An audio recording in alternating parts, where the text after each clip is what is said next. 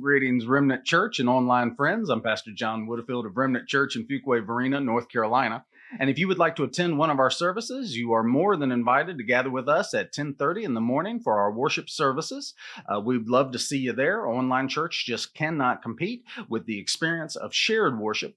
And if your spiritual life is stagnating, if you find it slowing down, or you find you're not heading in the direction you'd like to head, then find a church near you, even if it's not us. We'd love to have you, but find a church near you with like-minded individuals and a sound doctrine. You'll be glad that you did. You can get directions to us and more information about Remnant Church by visiting our Facebook page, which I will link down in the description below. And if you would like to communicate with me in any way, I recommend doing so through our minds.com front page. It's a Facebook kind of knockoff. I check it the most often. I try to stay away from Facebook if I can. I will see the others and I'll see Facebook. But if you need a quick response, minds.com is the way to get hold of me quickly. This week, Augustine is still in the land of epistemology. And I'm beginning to believe that he might spend a good bit of time here, for epistemology is the study of, to put it simply, how do we know? The AI chatbots that are out there state that when you look up epistemology or get them to define it, they state it this way, quote, epistemology explores the various ways in which people come to know things, whether through perception, reason, intuition, testimony, or other means. It also examines the relationship between knowledge, truth, belief, and justification. Epistemologists seek to understand the condition under which knowledge claims can be justified or verified, and they analyze the methods and processes involved in acquiring, evaluating, and justifying knowledge, unquote. Doesn't that sound exciting? In Augustine's day, many people believed in the Platonic notion of the theory of recollection, which worked hand in hand with his theory of the forms. And most of what Augustine says in these chapters, if I'm reading it right, is that all knowledge is rooted in memory or recollection. It was believed that you gain knowledge by recollecting what you already know. Plato develops this notion in his Meno dialogue. And if you think about Plato's theory of the forms, then the theory of recollection makes some sense. I'm not sure that they believed everything was remembered. Many commentators make it sound that way. But I believe that the concept of recollected knowledge has to do more with the foundation stones of knowledge than the tower of knowledge itself, if that makes any sense. But what I mean?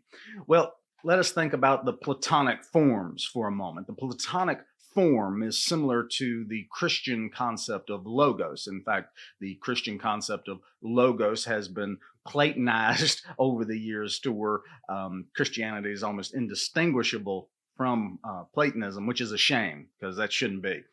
Logos is the perfection and the pattern through which everything else comes to be. In the beginning was the Logos. The same thing is happening with the Platonic forms. There is a perfect circle out there somewhere. Well, actually, there is no perfect circle outside of your mind, and that's the point. The idea that a form, let's say the form of a circle, let's say that it conforms to certain perfect concepts that cannot be denied by any thinking mind, but those are the starting points. We know. And by knowing, I mean something other than remembering. Knowing is more akin to the question, what is 2 plus 2, than it is to the question, what is your favorite color? Remembering a deceased family member is very different than knowing what a hammer is, isn't it? Now, let's get back to the circle. We know that there are circles in ripples of water when you toss a coin or a rock into a pond or a well. We know that tree rings, if you chop them down and look at the pattern, those tree rings are circular. They're circular. We watch as water bubbles and soap bubbles throb and breathe into circle-like amorphous shapes. We know what a circle is, and yet we have never actually seen one. We have seen close proximities to circles, but not the theoretical perfect circle that we form in our minds using nothing but the imprint of logic that God put on us. When a computer draws a circle, back in the old days, you remember it couldn't draw a circle. It had these horrible pixelated monstrosities that they called circles. And still today, it's just those little dots have gotten smaller and smaller to where it looks more circular to us. But the truth is, the closer you zoom into that circle, the more you notice that a computer makes up a circle with lines and jagged angles.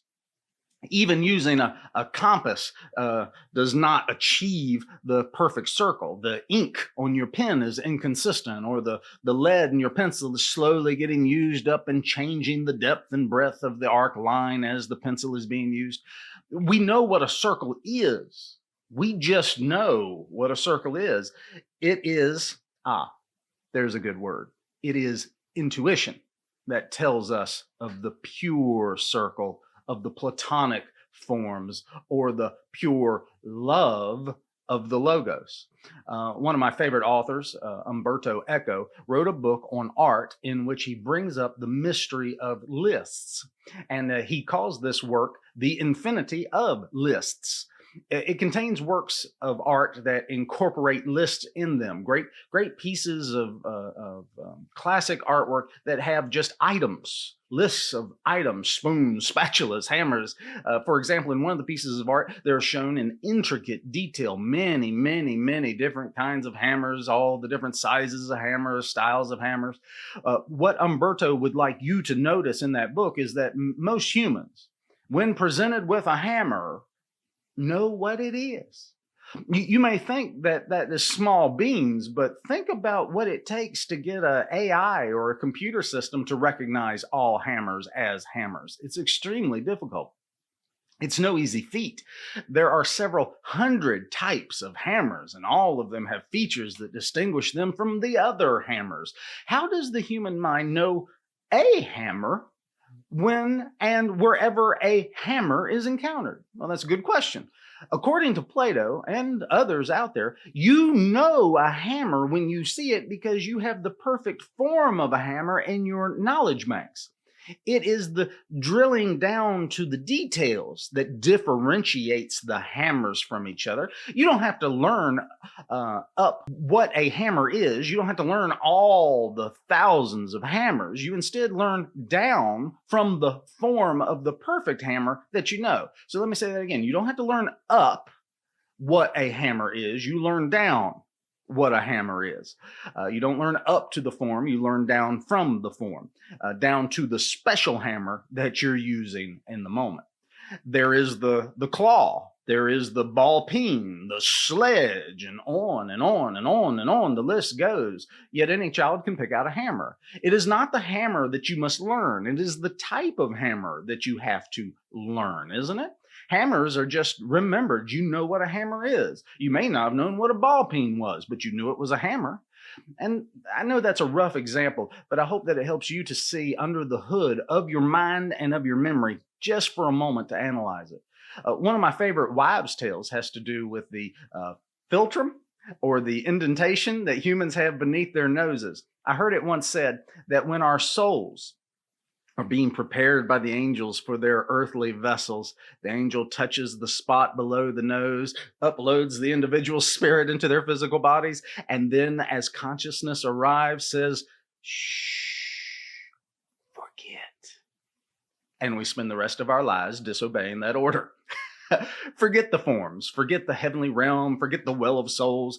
If I'm honest, gaining knowledge, to me, does indeed feel a whole lot like memory. But I don't really see how that is strange. The moment that I learn, I have no choice but to use memory to access it. So of course it feels like memory all the time, right? Learning and recalling are different things. It is important to remember that we are playing around with an epistemology that is around 2,000 years old. The newer stuff is even more frustrating. Augustine also says this subtle truth, quote, "What I have stored away in my memory are not images, but the things themselves. And let them tell me, if they can, by what means they entered me," unquote. Not memories, but the things themselves. That's interesting. It's quite a statement, isn't it? And in many ways, it is the truth. You don't experience anything without that reality being built up from the mind itself. The mind puts together colors, sounds, weights, textures, smells, and several other inputs, and the mind creates this reality for you. You know what a tree is. You can spot a tree. You can spot all trees, but the truth is that you never really experience the tree in and of itself, nor do you experience all trees. You experience the light waves that reflect off of the tree, never the tree in and of itself. We live in a universe of signs and wonders, not of realities. Yes, it is real. But we receive this reality through the signs that God Himself has equipped us to read. The signs are read by all the senses. Jesus many times tells us that He is giving us a sign. We are told, quote, "A wicked and adulterous generation asks for a sign, but none will be given it except the sign of the prophet Jonah," unquote. We receive everything through signs. We never experience anything but ourselves directly, and that in a haphazard way. Everything else enters into us through a sign. And if you are going to read a sign, you need to know how to read. Language has always baffled me. I've always found language to be very interesting and curious. In fact, if I stare too closely at the problem of language, I begin to question sanity as a concept at all. Forgive me. If you will look up the definition of a word, just go pick up a dictionary, go to a computer and start looking up definitions of words. I assume that if you continue this process long enough, you will eventually circle back around to find that the word you are defining is defined by words that need defining by more words as well, until one day you circle all the way back around the entire structure and the entire dictionary and discover the insanity of language. It is its own foundation, circular logic. Much of our current social insanity has to do with the definition of words, doesn't it? And how we have deconstructed them to our great harm. Think about how easy it is to disrupt the mental equilibrium of a nation by simply altering the definition of words like man or woman. We have forgotten that we begin with the hammer, we begin with the pattern, or we begin with woman, and then we drill down to specifics like tall woman, white woman, pretty woman, long-winded woman, masculine woman, feminine woman, gentle woman, brash woman, or into the infinite landscape of the spectrum of womanhood. The idiot gender study students of today want the word woman to be like ball-peen hammer. Well, not all hammers are ball-peen, are they? But all ball-peens are hammers. Not all rectangles are squares, but all squares are rectangles. There is a form, and then there are specifics. Our government and our institutions have studied themselves into insanity. They believe that there are no such thing as hammers. There are only ball-peens and jacks, and you must never call one or the other a hammer. It might hurt the hammer's feelings. It wants to be known as ball-peen. I could have gotten extremely boring about epistemology. Maybe I have. But I encourage you to do a little digging on your own. Give Soren Kierkegaard a try. I think you'll like him. Understanding that how we know things is a great mystery to us will help you navigate this world and avoid pitfalls and those that would do sleight of hand to make you fall. Knowing what we can and what we cannot know will help you to test the spirits and discern the truth, just as Scripture told us we need to do. Knowing what we can't know helps us to know all things, believe it or not. Or as G.K. Chesterton once said, quote, "I can know all things by the help of what I do not know. I have access to all knowledge because I am ignorant," unquote. Well, let's turn to Book 10, chapters 10 through 14 this week, and you can get your copy from Project Gutenberg, and that is linked below, starting in 10:10. It is true that when I hear that there are three sorts of question, whether it is, what sort it is, I retain the images of the sounds of which these words are composed, and I know that these sounds have passed through the air, making a noise, and now no longer exist. But the actual things signified by those sounds I have not touched with any of my corporal senses. I have seen them with my mind only. What I have stored away in my memory are not images, but the things themselves. And let them tell me, if they can, by what means they entered me. For when I run through all the gateways of my flesh, I cannot find the one by which they came in. My eyes say, if they had colors, then we must have reported them. The ears say, if they made a noise, then we informed you of them. The nostrils say, if they gave off a smell, then they must have entered through us.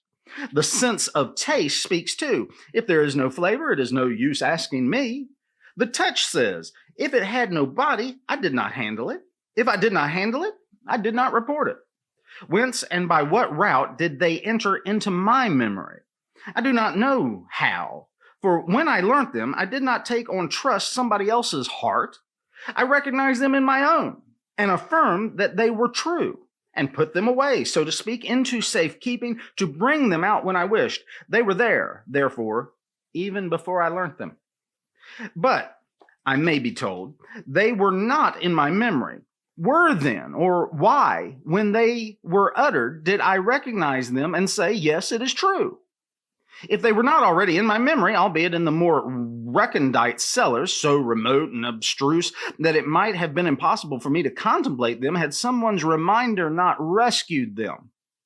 For this reason, we find that learning those things whose images we do not imbibe through our senses but perceive inwardly through themselves as they are without images is nothing other than by means of thought and reflection to gather together and to arrange the things that are indeed contained within the memory, but which lie far and wide in no set order. They are positioned ready to hand, so to speak, within the memory, when they had previously lain hidden, scattered, and neglected, so that they will come to me promptly when I concentrate. And how many such things does my memory hold, which have now been found and, as I said, placed ready to hand, which I am said to have learnt, or come to know? If I cease to recall them at measured intervals, they become submerged once more and slip away into the more remote chambers, with the effect that I must think them up again out of there, for there is no other direction they could have taken, as if for the first time. I must drive them together again to make them knowable. That is to say, I must herd them together from where they are scattered, hence the verb to think. The word to think and to herd are related, as are to act and to shake up and to do and to repeat. Likewise, my memory contains innumerable proofs and laws concerning numbers and geometry. None of these was impressed on it by my physical senses. They had neither color, nor sound, nor scent. They are neither tasteable nor touchable. I have heard the sound of the words by which they are signified when they are expounded, but the sounds are one thing, the laws and proofs themselves another. The sounds are different in Greek and Latin, but the things belong neither to Greek nor Latin nor any other manner of speech. I have seen lines drawn by artisans that are exceedingly fine like a spider's thread, but these lines are something else again. They are not images of the laws and proofs themselves reported to me by the eye of my body. These laws are known to all who, without any physical apprehension, have recognized them within. Numbers, too, I have perceived with all the physical senses that are themselves countable, but the senses that we use in counting are something else again. They are not images of the numbers themselves and are all the more existent. Let him who does not see them laugh at me for saying this, and let me grieve for his laughter. All these laws and proofs I hold in my memory. There I hold also how I learnt them.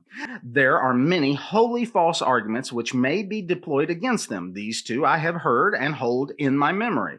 False as they are, it is not false that I remember them. As for the fact that I have discerned between the aforementioned truths and these false arguments deployed against them, this too I remember. I see in one way that I distinguish them now, and remember in another way that I have discerned between them on many occasions before, all the many occasions on which I have contemplated them. Therefore I both remember that I have understood them on many occasions, and store away in my memory the fact that I now discern and understand, so that hereafter I may remember that I understand on this occasion. Therefore also I remember that I remember them, just as if henceforth I recall that I have been able to remember them on this occasion, I shall recall them by force of memory. My states of mind also are contained in my memory, not in the same way that the mind itself has them at the time when it experiences them, but in another far different manner according to the nature of the force of memory. I can recall without gladness a time when I was glad, and remember without being sad a past sadness. Contrariwise, at times I remember with gladness a past sadness, or with sadness a past gladness. This would not be surprising were it my body, for the mind is one thing, the body is another. If therefore I remember with gladness a past physical pain, that is not strange. But in this case, the mind is also the memory. When we commit something to the keeping of memory, we say, "See that you bear it in mind." And when we forget, we say, "It was not in my mind," or "It slipped my mind," thereby calling memory itself mind. This being so, why is it that when I remember with gladness a past sadness, the mind has the gladness and the memory the sadness? The mind is glad with the gladness that is in it, but the memory is not sad with the sadness that is within it. Is the memory perhaps nothing to do with the mind? Who would venture to say this? The memory then is like a stomach to the mind, and gladness and sadness like sweet and bitter foods. When they are committed to memory, they can be stored up there like food that has been passed to the stomach but cannot be tasted. It is ridiculous to consider these things like each other, nor are they altogether unlike. Moreover, when I say that there are four things that disturb the mind, namely desire, gladness, fear, and sadness, it is from my memory that I bring them forth, and whatever I may say about them in disputation, dividing and defining each thing according to its genus and species, it is in my memory that I find it, and from there that I bring it forth. But I am not disturbed by any of these disturbances when I recollect and list them. Yet before I retrieve and re-examine them, they were there. That is why, by means of recalling them, I was able to bring them back to light.